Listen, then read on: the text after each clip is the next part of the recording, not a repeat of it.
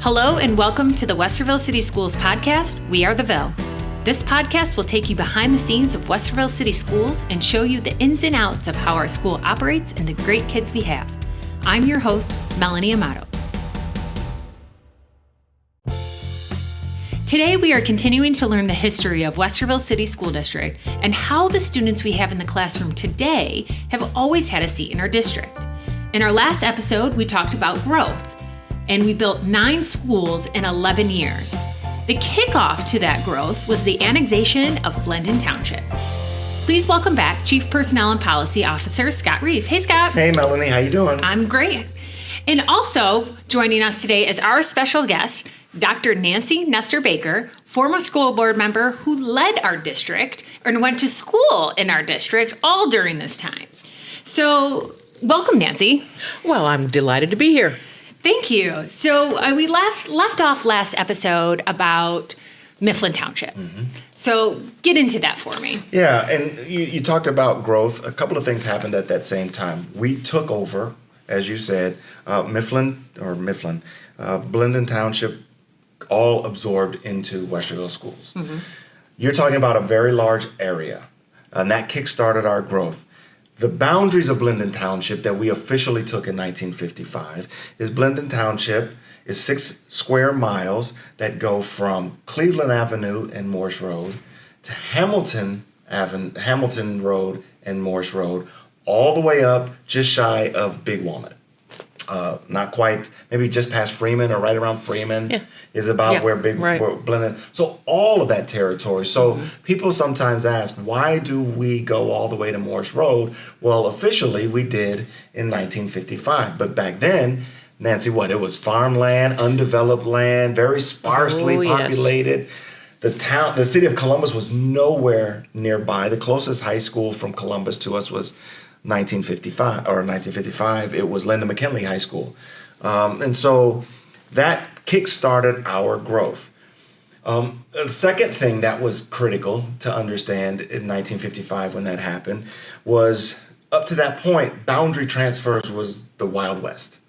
You could be at Mifflin Township Schools this year, Blendon Township Schools this year, maybe a remote Columbus school, go to New Albany or somewhere like that. And so in 1955, the State Board of Education was created in our Constitution. Now, mind you, we've been a state since 1803. Mm-hmm. We didn't have a State Board of Education until 1955. One of their responsibilities was to control and approve any school boundary changes and annexations. Where before it was automatic and unregulated, now it was very much controlled. And so you fast forward to our period of growth that we talked about in all the schools in the last episode we built. Well, by the time we get into the late 1960s, Mifflin Township, like Genoa, like Sharon, like Blendon, had their own school system. By the time you get to the late 1960s, half of Mifflin Township was in Columbus schools. And they serviced basically what was the eastern part of Linden. The easternmost part was Gahanna. The city of Gahanna is mostly in Mifflin Township and their school district, which they eventually merged with Jefferson Township. And but there was a vast part in the north central part that was controlled by Mifflin Township schools, and they basically went financially insolvent. And like all the other townships, needed to absorb into another school district. Well, you had Columbus Schools was the biggest target.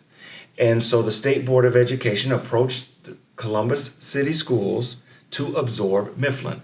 Gahanna was not capable of absorbing Mifflin Township schools. They were probably smaller than Mifflin Township. And Mifflin Township had about 4,000 kids, a few buildings. It was mostly impoverished. It was a very diverse area. Mm-hmm. But Columbus just wasn't going to take it for free. They wanted some territory for it. I would imagine that's a good business deal, Nancy. You wouldn't have taken a bankrupt, dilapidated buildings, 4,500 kids for free. No, you want something in exchange to make it worth your time, worth your effort. That's right. And so Columbus made a pitch. The state board initially said no to what Columbus wanted. Because what had began happening since 1965 is as the city of Columbus grew, Columbus Public Schools wanted to grow with them, but the State Board of Education denied their annexation request. So you started to get a separation between where the city of Columbus was and where Columbus Public Schools was. Well, Columbus Public Schools, when you come from Mifflin, well, they wanted some of that back. Remember those territories we wanted to grow into? As they began to grow, the hot spot in the area was Morse Road, right about the time we took Blendon Township. And in the late 50s, early 60s, you had the building of, I don't know if you remember, you're probably a little girl, the building of Northland Mall. Yes, I do remember. Yeah. I was a little girl, yes. But Morse Road was the hot economic growth corridor. The next one up was 161. And the city of Columbus and Columbus schools had their eyes on that. They had their eyes on territories on the northwest side around Route 33 that was very rich in industrial commercial land, and they wanted that. And the state board initially said no. Columbus said, good luck. We're out. We're not taking them. They were so desperate to get Mifflin off their hands that they capitulated and allowed Columbus to take and annex the territory they wanted. That meant that there were kids in Grandview, kids in Dublin, kids in Southwestern City, and kids in Westerville that would be annexed into Columbus schools. And they sued to stop it. Okay.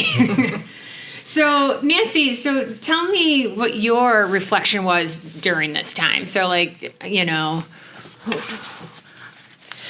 Well, I didn't have, as a teenager at that time when that last big land grab happened from Columbus City Schools, I was not aware of much more than the fact that a number of my friends were not going to be part of Westerville Schools any longer. And I didn't understand that. But it was a huge emotional issue for families, for students, for staff as well, as we looked at the carving out of, really, if you think about it, when you talk about square miles, more than 10% of our district in Blendon Township, that's more than 10% of the 52 square miles that we have. And a big chunk of that then, as we move over into Sharon, we were going to lose all of that. We were looking at a massive remaking of the Westerville School District. And it shaped who we are.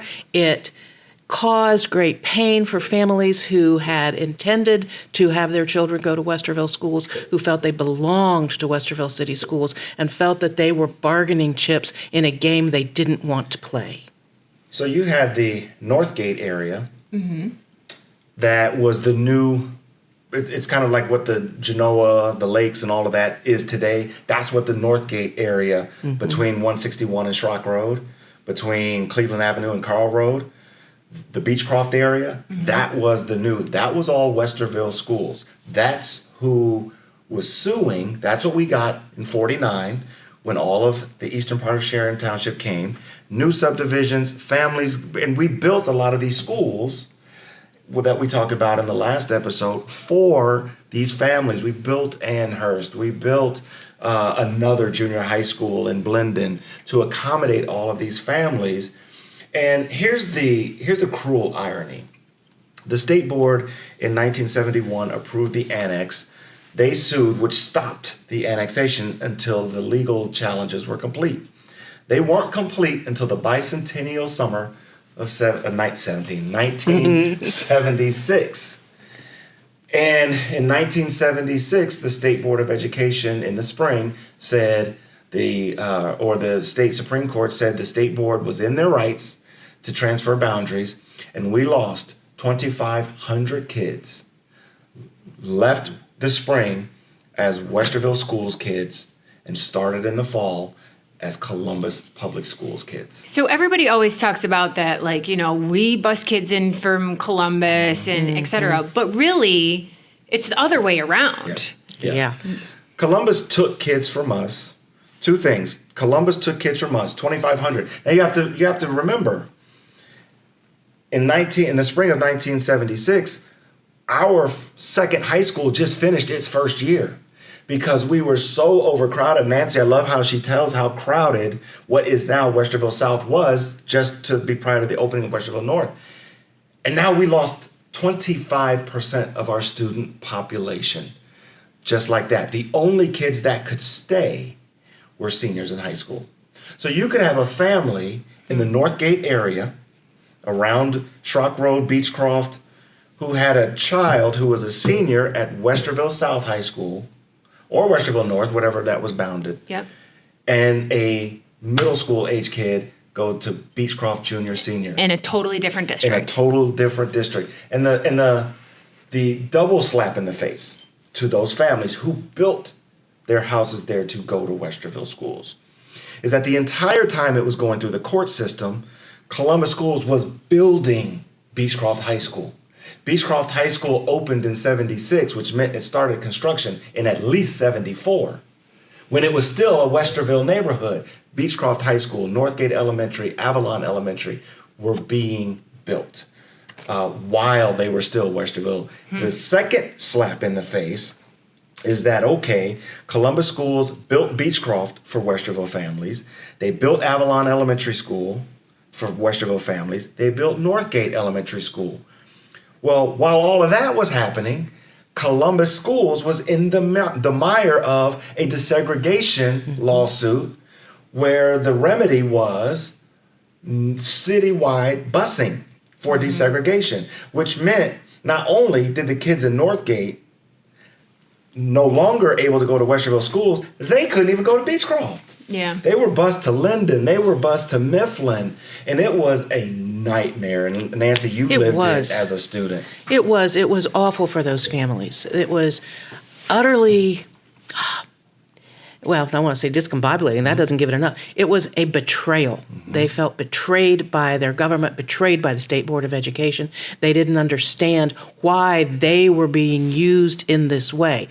And we can look at it and we can understand Columbus's perspective that they wanted to do that. But as we look at the way all of that was playing out with the deseg that was going on and the building of those schools and the promises that were made to families, well, you're going to go to Beechcroft, you're going to go to Avalon. No, they were not. Yeah. And they knew it. They knew they were being, sold a bill of goods, quite frankly. So it was very, very upsetting. It was very upsetting within the district as we contemplated losing all those families who were part of us. But Melanie, you were talking about people saying that, Westerville had bussed people in from Columbus, and you mentioned that it was the other way around. It's absolutely the other way around. What we saw over time, from the time this district was created, the nibbling away of our township areas. By the city, as the kids that had belonged to Westerville, their families moved here or had been here for generations, believing they were part of a certain area, and they were gobbled up as the city of Columbus expanded. And that's understandable because, when we're talking about the Sharon Woods area, and we're talking about that whole Northgate, Avalon, Beechcroft Columbus area. Square Bowling, Columbus Square Palace. Right. Columbus all of that area. Mm-hmm. It was called the Golden Triangle. As we looked at 161, the Morse Road area, it was tax rich. It was great commercial. It was great family tax. It was exactly what Columbus needed at that time because Columbus had its own financial problems that it was dealing with. So from a 50,000 feet kind of perspective, I totally understand Columbus's need and desire to do that, especially since they were taking in an unsolvent district.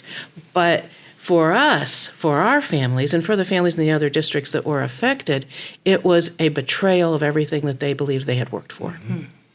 And it was, by far, Columbus was, I talked about the other districts, Dublin lost like 200 kids to Columbus schools. Southwestern lost 100, 150 kids or so. Grandview lost like 2 kids. We lost 2,500 kids, and Columbus built schools for them. When they took that territory, they built a high school, Centennial High School out there. They built a new Mifflin High School when they took over Mifflin Township. And you couple that with busing for desegregation, and busing went both ways. It wasn't just taking black kids from the core of the city out to fringe Columbus public schools, mostly white, neighborhoods to balance the racial. It was taking white kids from majority white neighborhoods and busing them into places like East High School, Linden McKinley High School, Mifflin High School. So it was a two-way street, and it was devastating. And the Board of Education of Columbus in one part to rectify, as Nancy said, some of the financial issues that Columbus, especially on the heels of losing the desegregation case, they wanted all of the city of Columbus. Mm-hmm. Columbus annexed into the city of Columbus, annexed into Blendon Township. Columbus, the city, came into our space. That didn't mean Columbus Schools did. Columbus Schools had never been in our space. The city of Columbus ate away at Blendon Township to come into our space. And that is one of the biggest myths that we have dealt with in this school district, which is that Westerville somehow acquired students that had at one time belonged to Columbus City Schools.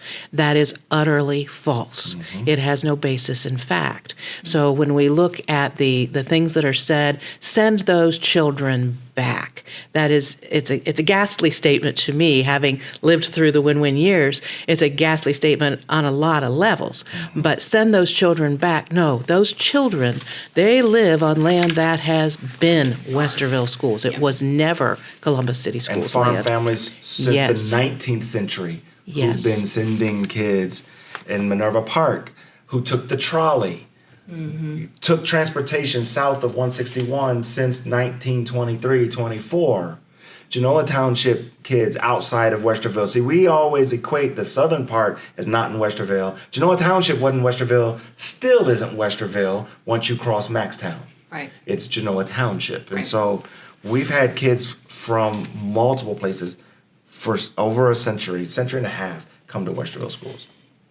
So we lost those kids, about 2,500 kids at that time. Yes. Did we also close a school at that time? Yes, and so we talked a little bit, we've alluded to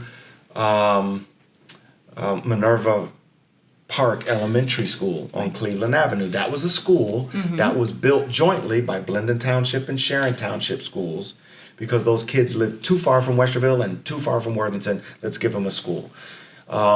It ended up being a part of the Sharon Township that we acquired in 1949, was a Westerville school.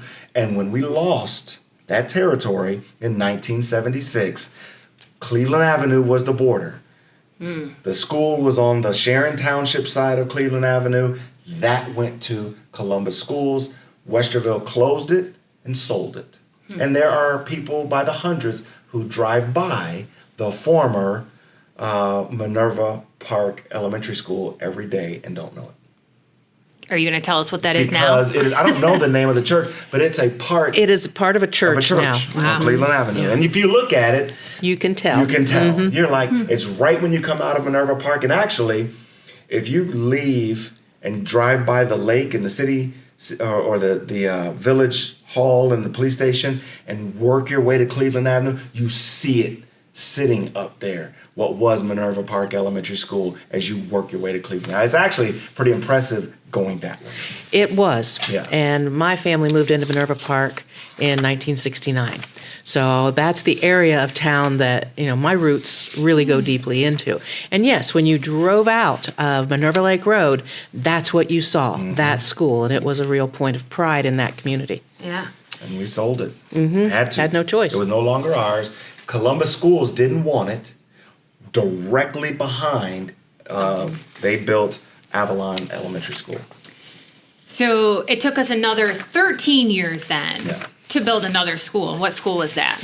Well, when we lost 25% of our population, we were no longer overcrowded. Right. And we had tremendous post-traumatic stress disorder from that experience. So we didn't need another school because we had 25% of our school walk out the door. But this, as a city and as a metropolitan area, Columbus continued to thrive, coupled with, because of the busing situation, you had at first a massive amount of white families leave Columbus Public Schools, who in its height had 110,000 kids. When I started kindergarten in Columbus, they had 110,000 kids.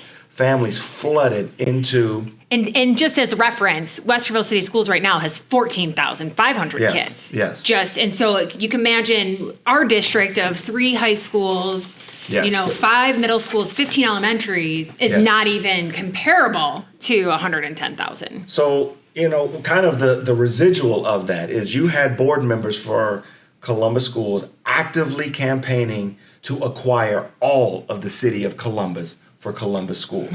They had gotten to the point that 30 or 40% of the kids who lived in the city of Columbus did not go to Columbus schools because the city of Columbus had grown into suburban land. Got it.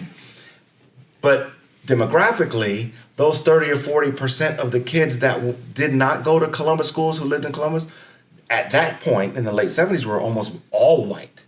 So the Columbus Board of Education said, this is a metropolitan desegregation thing we're looking at. And so they threatened to do all of that. You had families in new subdivisions like Strawberry Farms and other places said, please protect us. Our state rep at the time was the largest, loudest champion to protect the suburban boundaries from Columbus Public Schools, and that was John Kasich, who ended up becoming our governor at one point. And so you had all of this boundary chaos. You had busing start in Columbus in 1979, and you had board members from Columbus threatening to go after all of Columbus. The State Board of Education in 1980 said, nobody can move. We are putting a moratorium on all boundary annexation for this biennium.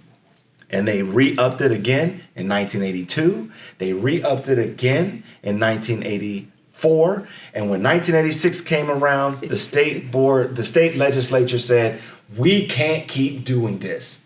And this is not a statewide problem. This is a Central Ohio problem. This problem doesn't exist in Cleveland, Cincinnati, and Dayton. And they admonished all of the suburban superintendents and the superintendent of Columbus schools, and they brought in a federal mediator, and they said, you will go to a room in the Ohio State University and you will not come out till you have a boundary agreement. And the win-win agreement is what they came out with. And that's where we will start our next episode. So most people have heard about the win-win agreement, and a lot of people think it's still in play today. But is it really? We'll find out. Scott, thank you as always for joining us. Nancy, Absolutely. Thank you. And we hope to get you back for the next episode. Glad to be here. Awesome. Thank you.